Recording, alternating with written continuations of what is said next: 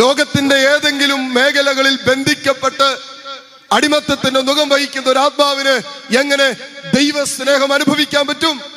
പരിശുദ്ധാത്മാവ് പ്രവർത്തിക്കുമ്പോൾ, ആത്മാവ് ചലിക്കുമ്പോ സകല ബന്ധനങ്ങളും അടിയും, സകല ചങ്ങലകളും അടിയും, സകല അടിമത്തത്തിന്റെ മുഖങ്ങളും ആത്മാവ് അടിക്കും.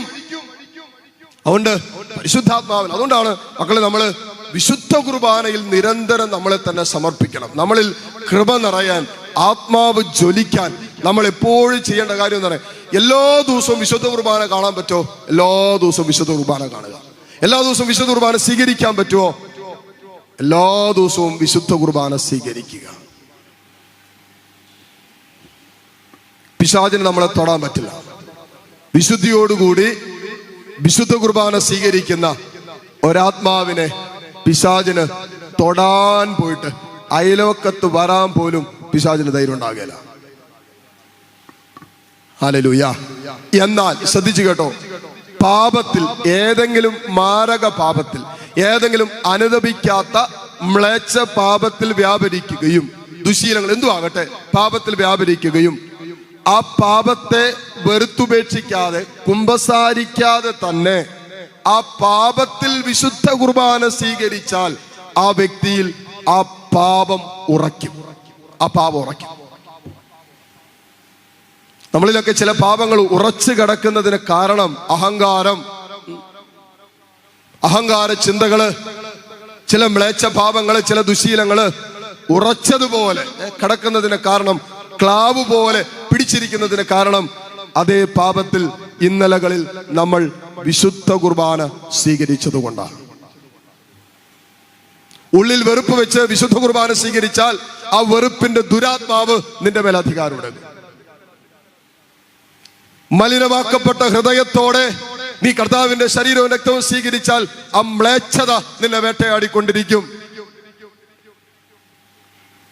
മദ്യപാനത്തിന്റെ, ലഹരിയുടെ, ലൈംഗിക വൈകൃതങ്ങളുടെയൊക്കെ സ്വാധീനത്തിൽ ശരീരത്തെ ഇന്നലകളിൽ സമർപ്പിച്ചിട്ട് നാവ് നീട്ടി വിശുദ്ധ കുർബാന സ്വീകരിച്ചാൽ ആ തിന്മ, ആ ദുരാത്മാവ് നിന്റെ മേൽ ആധിപത്യം ഉറപ്പിക്കും.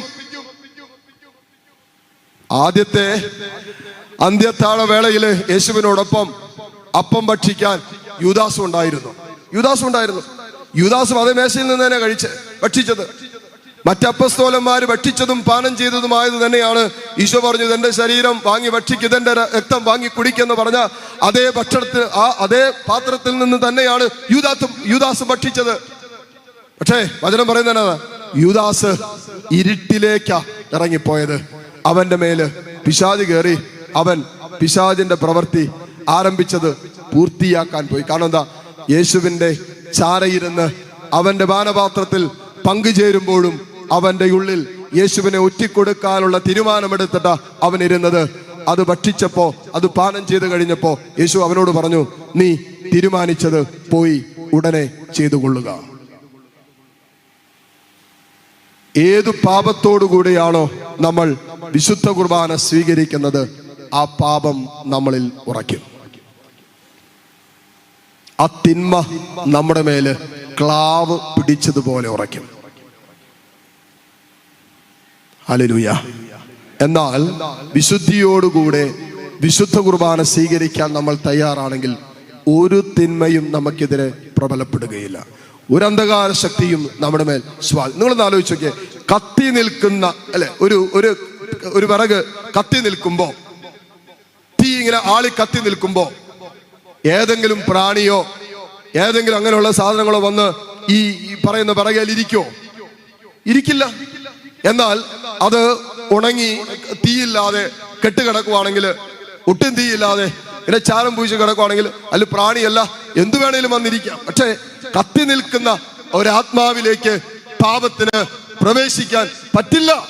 അതുകൊണ്ട് മക്കളെ, നമ്മുടെ ആത്മാവിനെ ജ്വലിപ്പിക്കാനുള്ള വഴികള് കർത്താവ് നമുക്ക് തന്നിട്ടുണ്ട്.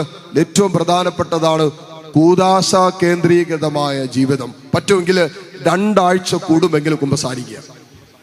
എല്ലാ ദിവസവും, പറ്റുന്ന എല്ലാ ദിവസവും. കാരണം ഈ അൾത്താരയിൽ കർത്താവ് എന്നെയും നിങ്ങളെയും ഈ ദിവ്യകാരുണ്യത്തിൽ ഈശോ കാത്തിരിക്കുകയാണ്. നമ്മളെ കാത്ത് കർത്താവ് ഇവിടെ ഇരിപ്പുണ്ട്. ഈ സക്രാരിയിൽ നമ്മുടെ കർത്താവ് നമ്മെ കാത്തിരിപ്പുണ്ട്.